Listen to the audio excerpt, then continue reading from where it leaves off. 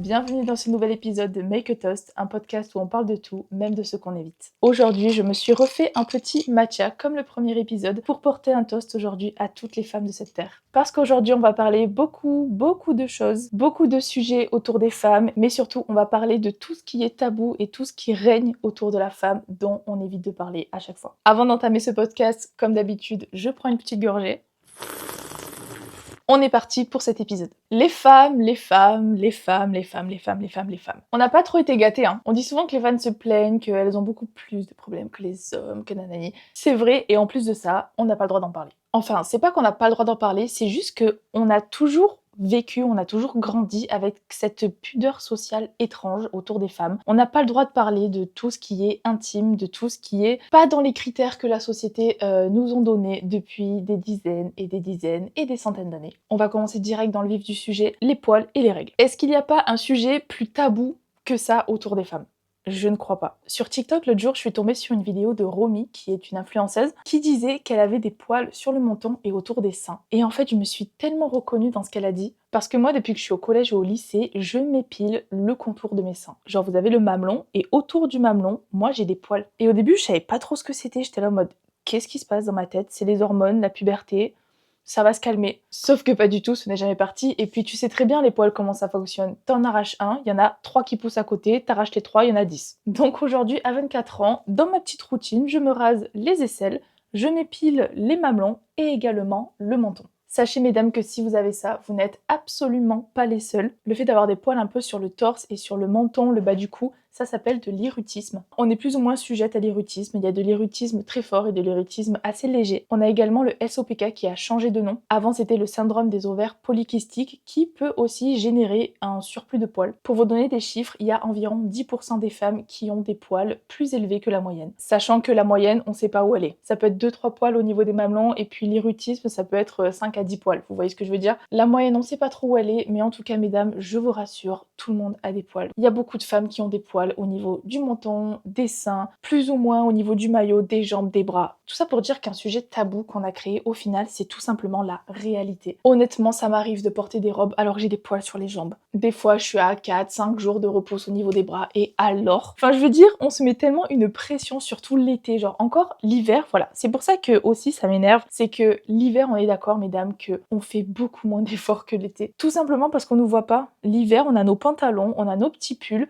Si on a 1 ou 2 semaines de repousse, on n'en a rien à faire. Et entre copines, pareil, genre, enfin en tout cas j'espère qu'entre copines, vous n'avez pas cette pudeur ou vous n'avez pas ce complexe, parce que sinon je vous le dis tout de suite, c'est pas les bonnes copines. Mais on est bien d'accord que quand le soleil arrive, que l'été fait surface, on est obligé de s'épiler tous les 2-3 jours. Parce que tout simplement, il y a des gens qui vont les voir, alors que nous, les poils, ça nous dérange pas tant que ça. En tout cas, je parle pour moi, parce que je sais qu'il y a des femmes qui sont plus ou moins à l'aise avec ça.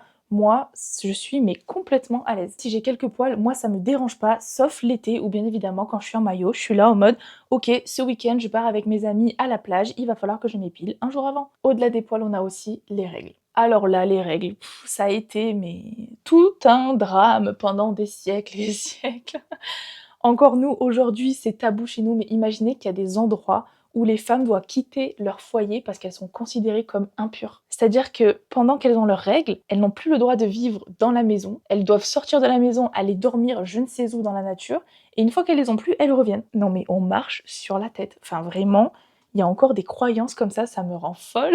En fait, c'est surtout que c'est pas de notre ressort, on n'a pas choisi. Si on ne voulait pas nos règles, ne vous inquiétez pas qu'on ne les aurait pas choisies. Mais ça encore aussi, c'est un sujet tabou, et alors quel sujet tabou ? En préparant ce podcast, j'ai fait des recherches et je suis tombée sur des chiffres qui m'ont fait énormément de peine. Selon une étude de l'IFOP, qui est l'Institut français d'opinion publique, 44% des jeunes filles de 15 à 24 ans ressentent de la honte ou de la gêne à l'école lorsqu'elles ont leurs règles. Et en plus de ça, une femme sur 3 cache ses protections en allant aux toilettes au travail. 44% des jeunes filles, c'est juste énorme, c'est presque la moitié. Et honnêtement, ça m'étonne même pas parce que même moi, j'étais tellement gênée d'avoir mes règles, j'étais pas bien dans mes pantalons, j'étais trop serrée tout le temps. Dès que j'allais aux toilettes, bien sûr, je mettais mon tampon ou ma petite serviette dans ma poche bien profond pour pas qu'on la voie et pour pas qu'on pense que j'aille me changer. J'essayais toujours de faire vite aux toilettes pour vite mettre mon tampon, vite me changer et de bien mettre la serviette enroulée de papier toilette dans la poubelle pour pas qu'on voit que c'était des règles. Et le pire dans tout ça, c'est que c'était des toilettes pour filles.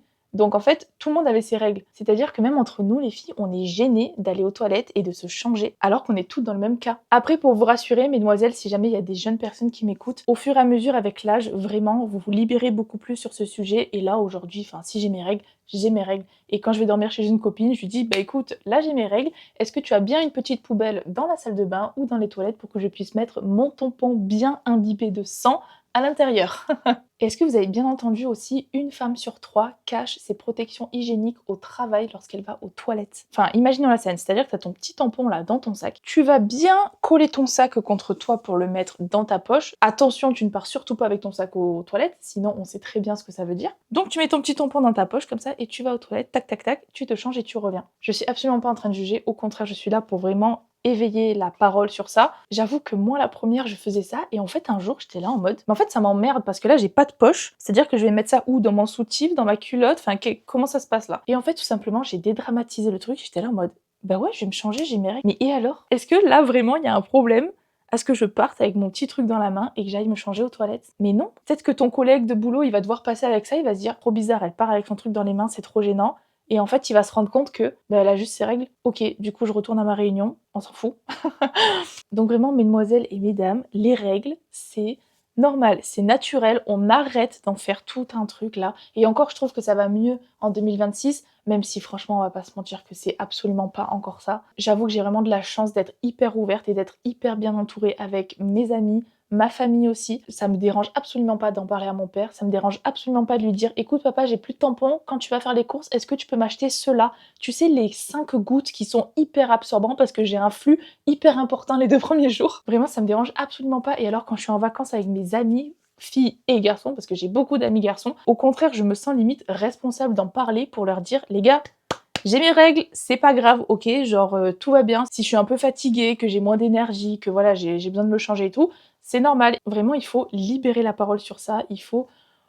Ok, parce que même vos amis garçons, à un moment donné, ils vont peut-être avoir une fille en enfant. Et j'espère que mes amis sont assez ouverts sur le sujet pour aider leur fille à grandir avec ça sans que ce soit un sujet tabou pour elles et qu'elles ne fassent surtout pas partie des 44% des jeunes filles qui ont honte d'avoir leurs règles. Un autre sujet tabou en lien avec les règles, les moyens de contraception. Sachez mesdames que on s'est fait niquer. Je vais vous expliquer pourquoi. Nous sommes fertiles 4 à 5 jours dans le mois. C'est-à-dire que notre petit ovaire, elle fabrique l'ovule, hop hop hop, elle va dans les trompes, puis ensuite dans l'utérus, et avec les règles, on l'élimine. Le reste du mois, on n'est pas du tout fertile. Alors que ces messieurs, les spermatozoïdes, ils les fabriquent tous les jours. Et pas qu'un seul en plus, ils en fabriquent des dizaines et des dizaines. Donc nous qui sommes fertiles 3 à 4 jours dans le mois, alors que eux c'est 31 jours dans le mois, 12 mois dans l'année, 7 jours sur 7, 24 heures sur 24, c'est nous qui nous tapons les moyens de contraception. Je bois un petit coup de matcha pour me calmer, parce que là je sens que je vais m'énerver.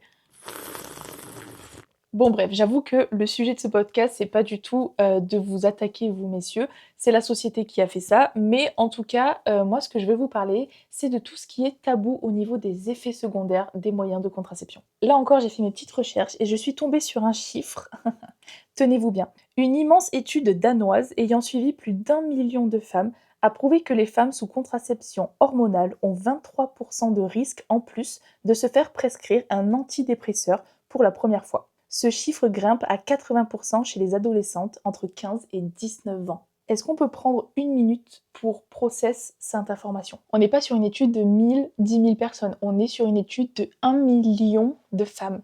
1 million de femmes, est-ce qu'on s'en rend compte? C'est-à-dire qu'à cause de la pilule que l'on prend, déjà, ça nous fait grossir, ça joue sur notre libido, ça joue sur notre morale, et donc ça joue sur notre stress. 23% de risque en plus de prendre un antidépresseur. 80% chez les adolescentes. Est-ce qu'on s'en rend compte? C'est-à-dire que là, mesdames, si vous avez des enfants, des adolescentes, il y a 80% de chances que si elle est la pilule contraceptive, elle prenne un antidépresseur. Est-ce que c'est normal? Je ne crois pas. Je sais qu'il y a des femmes qui prennent la pilule à cause de l'acné. Je vais faire un podcast aussi sur ça parce que j'ai énormément souffert d'acné, mais sachez que c'est un effet placebo, c'est-à-dire que ça va marcher le temps que vous prenez la pilule. Dès que vous allez l'arrêter, votre acné va revenir. Donc en fait, c'est juste un pansement, vous allez enlever le pansement et la blessure sera toujours dessous. Je vous avoue que moi, personnellement, j'ai un avis très tranché sur ce sujet. Je ne prendrai jamais, au grand jamais, la pilule contraceptive ou même un stérilet hormonal. La seule chose que je peux accepter, c'est un stérilet en cuivre. Et encore, je l'ai jamais mis, donc si jamais mon corps le rejette, sache mon futur, mon futur petit copain, mon futur fiancé, mari, bref, que sais-je, sache que je ne prendrai jamais de moyens de contraception parce que c'est hors de question que mon corps change, que mon mental change. Je suis déjà assez, on va dire, bancale au niveau de mon stress et de mon anxiété. J'en ai parlé dans mon premier podcast ici sur Make a Toast. Je n'ai pas besoin de me rajouter encore une merde à l'intérieur de moi. Vraiment, quand je suis tombée sur ces chiffres, ça m'a choquée. Je savais qu'il y avait des effets secondaires et je savais que c'était problématique, mais de là à ce que ce soit aussi énorme, je vous jure que ça m'a choquée et je m'en remets toujours pas. Et on n'en parle pas. On en revient à ce sujet de ce podcast, c'est tabou, on ne parle pas des effets secondaires, des moyens de contraception. En revanche, sachez qu'en 2010-2013, il y a eu un test sur des hommes d'un moyen de contraception pour les hommes qui a été complètement arrêté parce que ces messieurs avaient des effets secondaires comme le stress, la dépression et la prise de poids. Voilà, voilà, nous ça fait des années et des années qu'on se tape ces effets secondaires. Par contre, quand c'est nous, là ça pose pas de problème. Je suis désolée, j'ai dit que ce podcast c'était pas pour accabler les hommes, mais à un moment donné, il y a des faits comme ça que je suis obligée de partager parce que ça m'énerve. Petite parenthèse sur un sujet tabou de notre société ici en France qui est l'argent. Sachez qu'une femme dépense en moyenne entre 6 000 et 8 000 euros au cours de sa vie pour tout ce qui est moyen de contraception et produits hygiéniques pour les règles. Quand vous voulez la France, vous nous mettez les produits hygiéniques et les pilules de contraception gratuites comme ils ont fait en Norvège, il me semble. À un moment donné, il faut prendre exemple sur certains pays, hein. Voilà. Troisième sujet très tabou dont on ne parle pas, la maternité, l'accouchement et la dépression postpartum. Alors première chose que beaucoup de personnes ne savent pas, mais que beaucoup de femmes vivent lors de l'accouchement, sachez que lorsqu'on pousse pour faire sortir un bébé de 3 kilos, il arrive que la femme fasse caca en même temps. C'est un petit tabou comme ça que certaines femmes ne sont pas du tout au courant.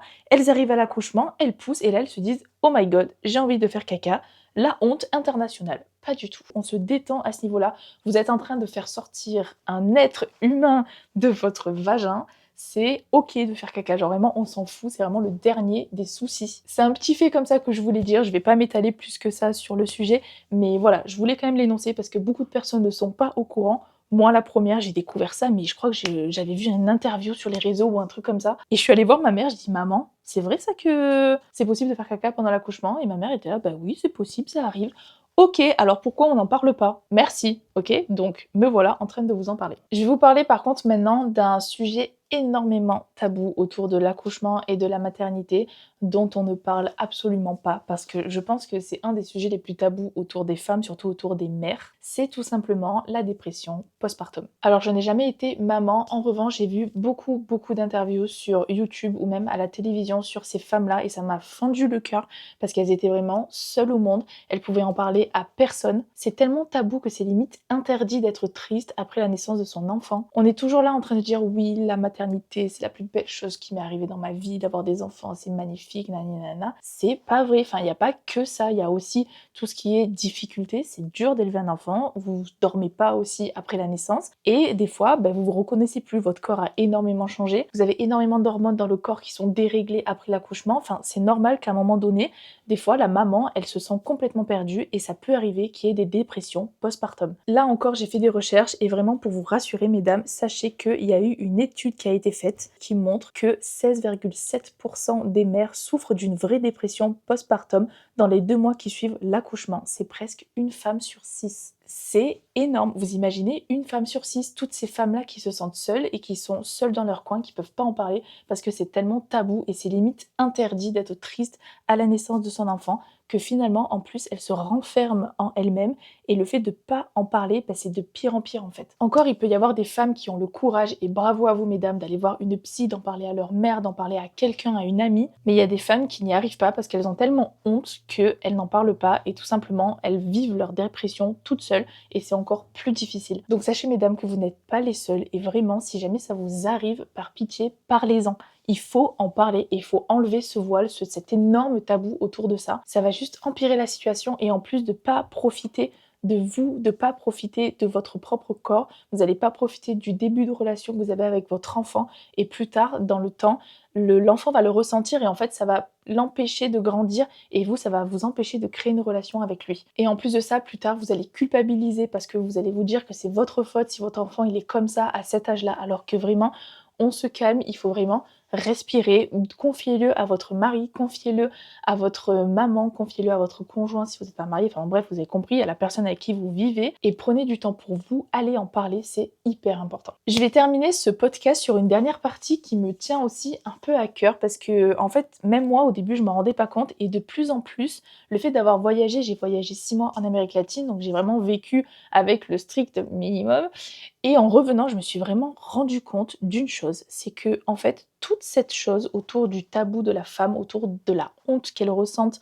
sur certains aspects de leur vie, c'est un business. C'est vraiment le business de la honte, le nombre d'argent, le nombre de bénéfices que beaucoup de compagnies se font sur notre honte, sur nos tabous, sur nos complexes. Je vais vous dire un exemple très simple, les pharmacies. Est-ce que vous vous rendez compte, à chaque fois que vous rentrez dans une pharmacie, il y a des rayons et des rayons et des rayons que pour nous les femmes. Et les hommes, ils ont un tout petit coin en mode déo, mousse après rasage, nanani nanana. C'est tout. Nous, on a toujours un rayon skincare, un rayon anti-âge, un rayon anti-cellulite, un rayon complément alimentaire. Enfin, vraiment, il y a toujours des milliards de choses que l'industrie essaye de nous vendre. Les pharmacies regorgent toujours des dizaines et des centaines et des milliers de produits qui sont exclusivement pour nous les femmes. Et en faisant ce constat-là, je me suis rendu compte que c'était un truc de fou, comment la honte des femmes, les complexes des femmes était un marché qui rapportait des milliards et des milliards. Imaginez si demain toutes les femmes s'accepteraient avec leurs poils, avec leurs vergetures, avec leurs rides, avec leurs cheveux blancs, avec toutes ces choses-là qu'on essaye de cacher encore aujourd'hui en 2026 dans notre société, ce seraient des industries entières qui s'effondreraient. Rendez-vous compte quand même que c'est un business, le fait de vendre des crèmes et des crèmes et des crèmes et des crèmes et des crèmes à nous les femmes. Enfin, je veux dire, on est bien d'accord que dans la salle de bain, mais moi la première, hein, franchement, moi la première, j'ai une routine pour le matin, une routine pour le soir et j'ai 25 ans. Alors que mon père, il a son petit rasoir, sa petite brosse à dents, sa mousse à raser et c'est tout. Il a un énorme pot de crème Nivea qui se fout sur le visage, sur les mains, sur le corps et sur les pieds. Une fois que j'ai conscientisé ça, je me suis dit mais attendez, mais en fait c'est moi le produit. Genre, j'ai l'impression qu'on se sert de moi pour me vendre des trucs dont je n'ai absolument pas besoin. On m'a créé des problèmes que moi de base j'ai rien demandé en fait. Tous ces sujets tabous n'ont absolument pas lieu d'être. Pourquoi est-ce qu'on n'a pas le droit de parler de certaines choses? Pourquoi est-ce qu'on n'a pas le droit de vieillir? Est-ce que combien de fois vous avez entendu cette phrase? Non, non, non, on ne demande surtout pas l'âge ou le poids d'une femme, c'est irrespectueux. Alors que quand tu vas voir ton père, le caissier ou le tonton du village, là ça dérange absolument personne. Tout le monde dit mais lui il a 88 ans, ça fait 15 ans qu'il vient ici. Mais pourquoi nous on n'a pas le droit de dire notre âge? Pourquoi les hommes mûrissent alors que nous les femmes on se périme? On a toujours indexé la valeur d'une femme à sa jeunesse ou alors à sa minceur. Les complexes qu'on nous a donnés, c'est vraiment un produit marketing qu'on nous a vendu depuis qu'on est toute petite. Les publicités, tout simplement, est-ce que vous avez déjà vu une pub pour des crèmes anti-rides pour des hommes? Je ne crois pas. Est-ce que vous avez déjà vu des pubs pour la cellulite pour les hommes? Je ne crois pas. J'avoue que là, j'ai pas fait mes recherches, mais par exemple, sur 10 pubs, je suis sûre qu'il y a au moins 7 pubs dédiées pour les femmes. Et il doit y avoir 3 pubs pour tout ce qui est mousse après rasage ou alors un petit truc pour faire le ménage ou une pub pour des voitures, mais vraiment, je pense que le ratio de pub est exclusivement dédié aux femmes. En vrai, ça m'intéresse tellement que je viens de faire des recherches pour vous partager dans ce podcast. 82% des publicités pour des produits d'hygiène et de cosmétiques ciblent uniquement les femmes. Tout est dit, je n'ai absolument rien à ajouter. Je veux vraiment terminer ce podcast en espérant avoir levé la parole sur beaucoup de sujets qui sont beaucoup trop tabous encore aujourd'hui. J'ai besoin d'en parler et j'ai besoin de partager cette parole. Il faut en parler. Déjà entre nous les meufs, il faut qu'on en parle. Il faut qu'on arrête de garder les choses pour nous parce que c'est tabou certes, mais ça devrait absolument pas l'être entre nous. On vit plus ou moins la même chose, on est là pour se soutenir et on est là pour vraiment s'aider. On est humain avant tout et je ne comprends pas comment notre société est devenue tellement individualiste que sur des sujets comme ça qui sont naturels, on arrive encore à avoir honte et on arrive encore à ne pas réussir à en parler. Je vais terminer ce podcast en levant mon verre qui est presque terminé, il me reste un fond de matcha. Mais je veux vraiment porter un toast encore une fois à toutes les femmes, à nous et à cette parole qu'il faut absolument libérer et à tous ces sujets tabous qu'il faut faire disparaître. Je vous invite à partager en commentaire toutes les situations où vous avez été gêné, où vraiment vous vous êtes reconnu dans ce podcast et vous vous êtes trouvé dans une situation où c'était tellement tabou, vous n'arrivez pas à en parler. Les commentaires sont là pour ça, pour parler, pour ouvrir les débats, pour libérer la parole. Et si jamais ça vous intéresse, je vais peut-être créer un groupe WhatsApp où je vais ajouter les personnes qui le souhaitent et créer une communauté qui est libre de parler de ce qu'elle veut. J'ai terminé mon verre, je vous dis à la semaine prochaine pour un nouvel épisode de Make a Toast. Bisous!